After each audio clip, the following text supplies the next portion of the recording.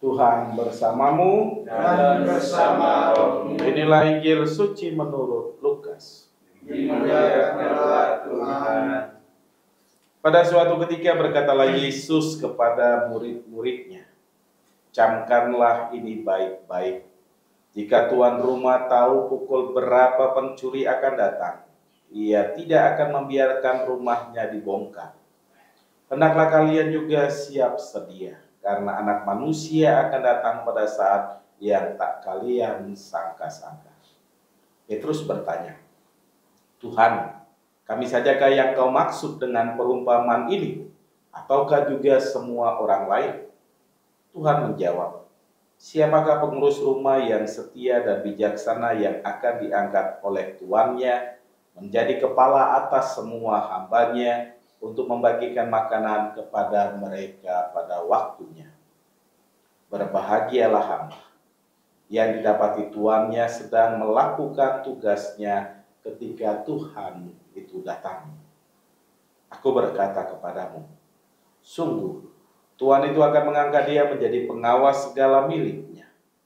Tetapi jika hamba itu jahat dan berkata dalam hatinya, Tuanku tidak datang-datang, lalu ia mulai memukul hamba-hamba lain, pria maupun wanita, dan makan minum serta mabuk, maka tuannya akan datang pada hari yang tidak disangka-sangkanya dan pada saat yang tidak diketahui, dan tuan itu akan membunuh dia serta membuat dia senasib dengan orang-orang yang tidak setia. Hamba yang tahu akan kehendak tuannya tetapi tidak mengadakan persiapan atau tidak melakukan apa yang dikehendaki tuannya, ia akan menerima banyak pukulan. Tetapi barang siapa tidak tahu akan kehendak tuannya dan melakukan apa yang harus mendatangkan pukulan, ia akan menerima sedikit pukulan. Barang siapa diberi banyak, banyak pula yang dituntut daripadanya.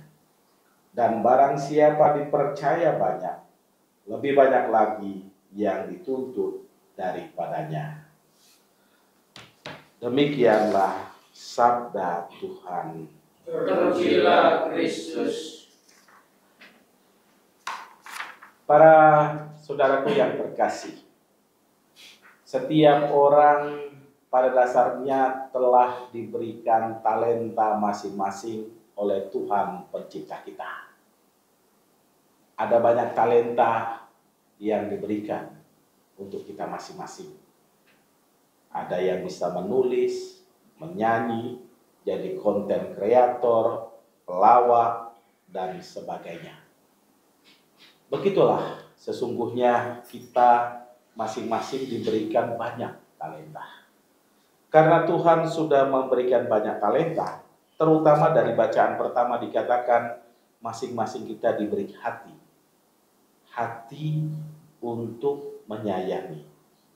Hati untuk meneruskan cinta Tuhan kepada sesama.